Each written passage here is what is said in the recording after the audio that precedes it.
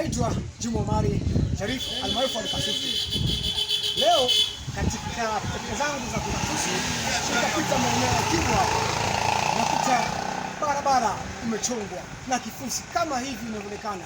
Barabara imechongwa na kifusi kimewekwa na kifusi kimesambazwa. Kwa hakika serikali iko mzigoni, serikali inafanya kazi, lakini yote hayo namsifu Mheshimiwa Rais kwa kumteua mbunge mchapakazi, nani Kitera Mkumbo, waziri wa uwekezaji.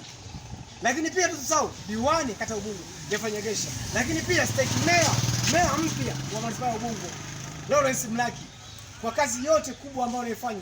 Leo tumeshuhudia maendeleo, lakini maendeleo haya hayapatikani pasipokuwa na amani. Amani na utulivu ndio msingi mkuu wa maendeleo. Leo barabara ile pale, wakati kabla ya barabara hajakuwa nzuri, barabara ilikuwa mbovu, barabara ilikuwa hawapiti vizuri. Leo barabara iko safi, barabara zinapita kwa utulivu kabisa. Kwa hakika Mheshimiwa Rais Samia Suluhu Hassan ni mtendakazi kweli kweli, hakuna mwingine kama Dr. Samia Suluhu Hassan. Lakini pia tusahau swala la msingi la amani na utulivu.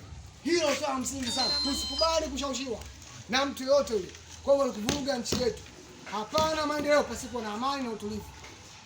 Leo katika harakati zangu za kupita Al-Kasusu nimepita katika mtaa Kibwa, nimeona kazi kubwa inafanyika. Mwenyekiti wa mtaa tusimsahau, pongezi kwake Sofia Fitina kwa kazi nzuri anayofanya.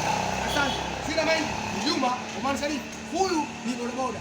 Leo ajivunia kupita vizuri na kupeleka abiria kwa usalama kabisa. Asante sana. Sina mengi.